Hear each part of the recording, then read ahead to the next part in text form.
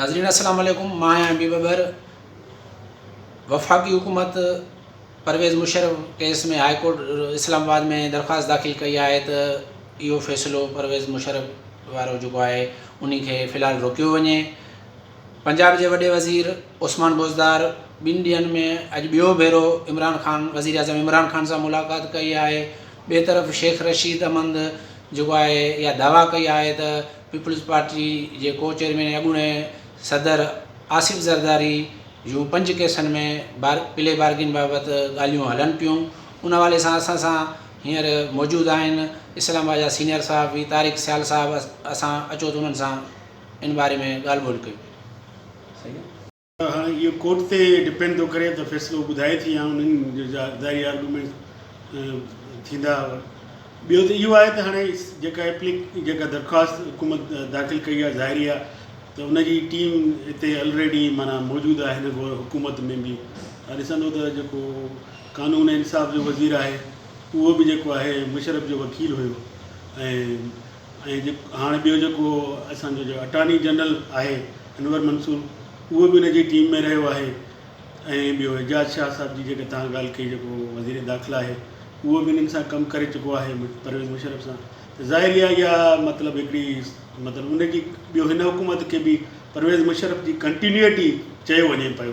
त हाणे असांखे इहो नज़र अचे पियो त हाणे हीअ जेको हुकूमत ॾिनी आहे चीफ जस्टिस साहिबु जेको आहे उहो बयानु ॾिनो हुयो त हिनजे फ़ैसिलो अचण वारो हुयो। त इन सां हिकिड़ो माण्हुनि में हिकु उमेदु पैदा थी त छो जमहूरियत खे जिन नुक़सानु माण्हुनि पहुचायो ऐं परवेज़ मुशर्रफ कू कयो हुयो ऐं हुकूमत ते कब्ज़ो कयो हुयो सिविलियन गवर्नमेंट ते उनखे सज़ा मिलंदी। ऐं पाकिस्तान में हिकिड़ो इहो रस्तो जेको आहे इहो मसलसल हिकिड़ो जेको माज़ी में जेको इहो थींदो रहियो आहे इहो हिकु रुकिजी वेंदो। पर हाणे जेको आहे हिन सां हिकिड़ो डाउट्स क्रिएट थियनि पिया ऐं कोर्ट ते डिपेंड थो करे त उहा कोर्ट कहिड़ो फ़ैसिलो ॾिए पई ऐं पोइ इन ते माना वधीक कुझु चई सघे थो। पर हाणे हिननि जा इंटेंशन्स नज़र अची विया आहिनि त उहे छा करणु चाहिनि पिया। हुकूमत माना इन केस खे जेको आहे चाहे पई त इहो हिन जो फ़ैसिलो न अचे। ज़ाहिरी आहे इन जो मक़सदु इहो ई आहे त ज़ाहिरी आहे छो त उन्हनि जो जेको अॼुकल्ह हिकु माना जेको आहे हुकूमत ऐं जेको आहे एस्टेब्लिशमेंट हिकु ई माना तक़रीबन माना हिकु ई मौक़िफ़ ते आहिनि ऐं उन्हनि जा जेके पाण में जेको आहे अॼुकल्ह ॾिसो पिया इहे शयूं जेके थियनि पियूं इन सां इहो नज़र अचे पियो त ज़ाहिरी आहे इहे शयूं जेके आहिनि इहे माना ईअं कोन थियूं वेंदियूं। ज़ाहिरी कुझु न कुझु हेॾां होॾां जो जेको इशारो हूंदो। अच्छा, ॿी ॻाल्हि इहा आहे त पंजाब में जेके ॻाल्हियूं हलनि पियूं त वॾे वज़ीर खे तब्दील कयो पियो वञे। उन खां पोइ पंजाब जो वॾो वज़ीर उस्मान बुज़दार 2 ॾींहंनि में 2 दफ़ा वज़ीर आज़म सां मिलियो आहे। छा पंजाब में वॾे वज़ीर जी तब्दीली आहे या काबीना में तब्दीली आहे?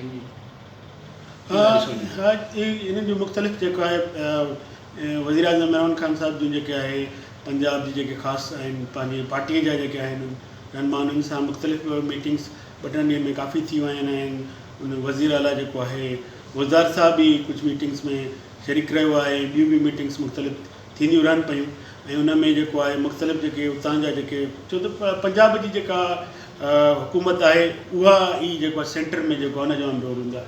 शहबाज़ शरीफ़ हुयो त पंजाब में जेको आहे उनजो जेको आहे काफ़ी शयूं जेके आहिनि माना सुठियूं न बि हुयूं पर काफ़ी जेके आहे बहितर माना एडमिनिस्ट्रेशन जे हवाले सां हुनखे कुझु माना इन जे करे चवंदो आहे त बहितर हुयो।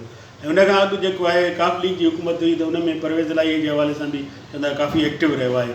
हाणे हिन वक़्तु जेको आहे मुख़्तलिफ़ शयूं माण्हू मुख़्तलिफ़ इन जे हवाले सां ॻाल्हि थींदी रही आहे त बुज़दार साहिबु जेको आहे डिलीवर न पियो करे सघे ऐं हुन में एतिरो छो त वोकल बि न आहे ऐं हू हिकु नओं माण्हू हुयो। इन हिसाब सां उन शायदि कॾहिं वज़ारत बि उन वटि न हुई पर हिकदमि उनखे जेको आहे जॾहिं चीफ मिनिस्टर ठाहियो वियो ऐं हू माना जेको आहे काफ़ी जेको आहे उनखे वसीम अकरम प्लस बि चयो वियो।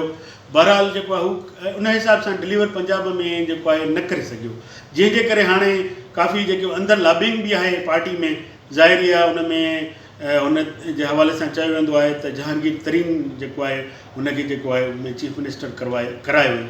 हाणे जहांगीर तरीन साहिब जी बि मुलाक़ात थी आहे। शाह मोहम्मद कुरैशी बि हिकु की प्लेयर आहे पंजाब में हुनजा इख़्तिलाफ़ बि रहिया आहिनि जेको आहे तरीन साहिब सां ऐं हाणे हुनजो कुझु उन में कुझु थधाइप बि अची वई हुई। हुन बयानु ॾिनो त हाणे असांजा इख़्तिलाफ़ न रहिया आहिनि ऐं बहरहाल माना इहे शयूं जेको आहिनि ग्रुपिंग ऐं मुख़्तलिफ़ नाला बि मुख़्तलिफ़ वक़्तनि ते ईंदा रहिया आहिनि जेको हिन वक़्तु इंफॉर्मेशन मिनिस्टर आहे पंजाब जो इकबाल साहब, उनजो बि नालो आयो हुयो त मियां असलम इकबाल साहब जो, उहो बि चीफ मिनिस्टर थी सघे पियो। ॿियनि जा काफ़ी नाला बि ईंदा रहिया आहिनि।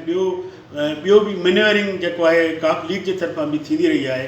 परवेज़ इलाही जेको आहे स्पीकर आहे ऐं हू बि हिकिड़ो पावर जो हिसो आहे ॼण पंजाब में, ऐं हू बि काफ़ी मेन्यूअरिंग काफ लीग जे तव्हां बयान बि ॾिठा हूंदा इहे जंहिं वक़्तु जेको आहे ही मौलाना साहिबु हिते आयल हुयो त पंजाब जी माना जेको हीअ जेके काफ लीग जो जेको अहम किरदारु हुयो मौलाना कोसाड़ा में, ॿिया प्लेयर्स बि हुया पर हिननि जेको आहे अहम रोल अदा कयो ऐं इख़्तिलाफ़ात बि ज़ाहिर कया कुझु माना इमरान ख़ान जे हवाले सां। पोइ उन्हनि जी जेको आहे उन्हनि तरदीद बि कई।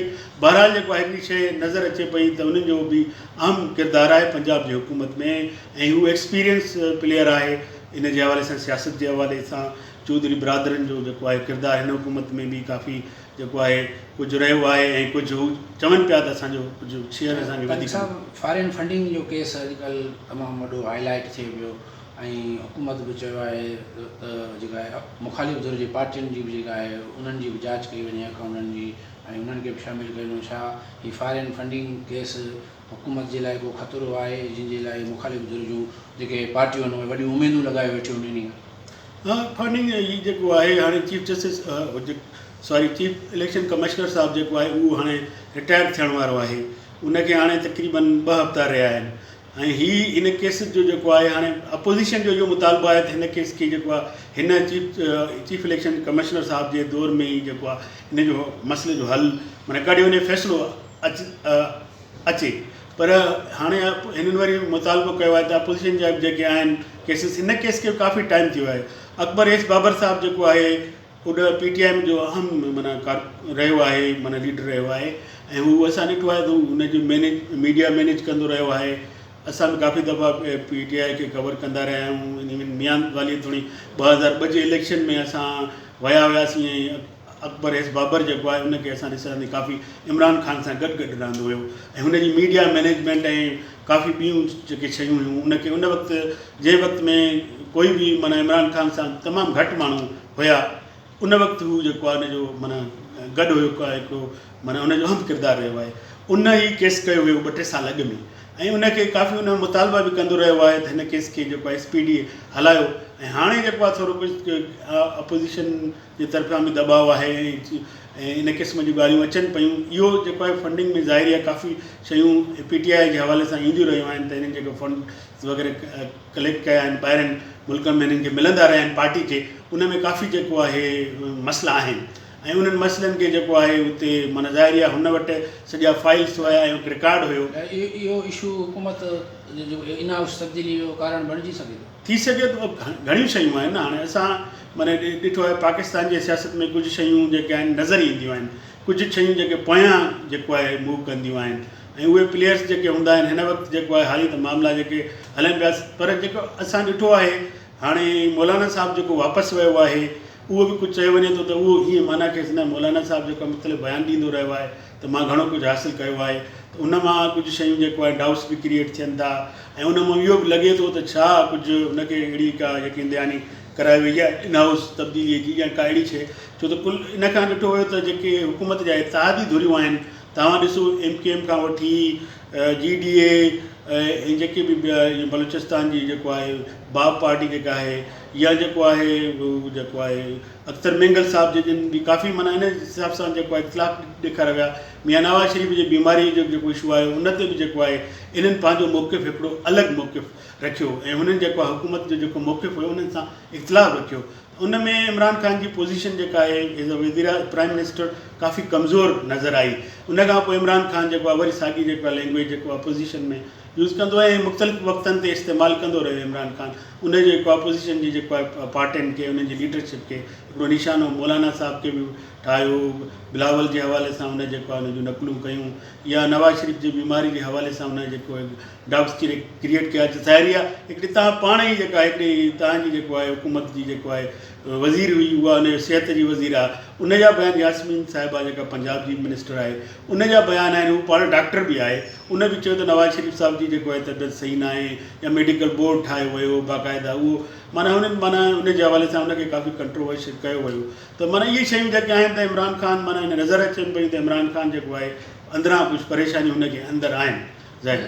तारिक साहब, ही वफ़ाक़ी वज़ीर रेलवे जेको आहे शेख रशीद, उन चयो आहे त आसिफ़ ज़रदारी सां जेको आहे असांजूं प्ले बार्गेन बाबति जेके हलनि थियूं ॻाल्हियूं हुयो, इन जाली अकाउंट्स केस जी जेका होॾां सख़्ती थी विया, होॾां पंहिंजो शेख रशीद चए थो त मुंहिंजूं 5 केसनि में प्ले बार्गेन बाबति ॻाल्हियूं हलनि पियूं, छा आसिफ़ ज़रदारी का डील कंदो?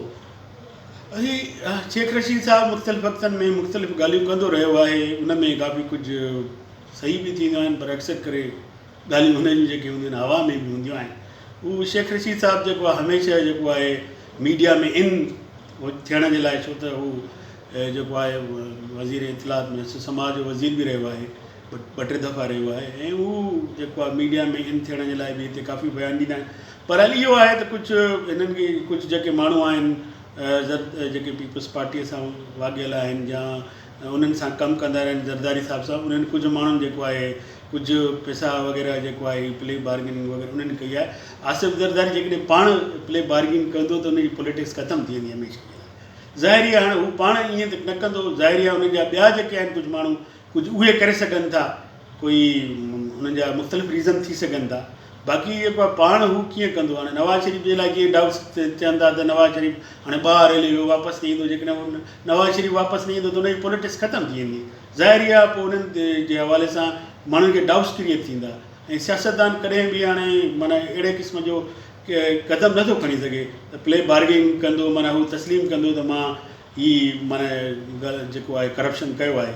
ईअं त ज़ाहिरी आहे की करप्शन कंदो त बि सियासतदान या हुजे त उहो त कॾहिं तस्लीम न कंदो, हुनखे ज़ाहिरी आहे पॉलिटिक्स में अचिणो आहे, माना रहणो आहे, न रहणो आहे त हुनजी जेको आहे औलाद खे रहणो आहे, बिलावल साहिब खे रहणो आहे, हुनजी जेको आहे कुझु जेको आहे फैमिली जा ॿिया जेके आहिनि उन जेको आहे आहिनि उन्हनि पॉलिटिक्स में उनजा ॿार, उन्हनि खे ज़ाहिरी आहे हिकिड़ो ज़ाहिरी आहे जॾहिं माना इहे शयूं कंदो त ज़ाहिरी आहे उनजी पॉलिटिक्स ते केतिरो तमामु घणो असरु पवंदो।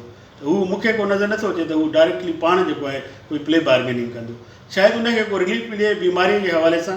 ऐं शेख रशीद ईअं बि चवंदो रहियो आहे त आसिफ़ ज़रदारी साहिब जी जेका तबियत आहे त नवाज़ शरीफ़ खां वधीक ख़राबु आहे, उन इन क़िस्म जा बयान ॾिना आहिनि।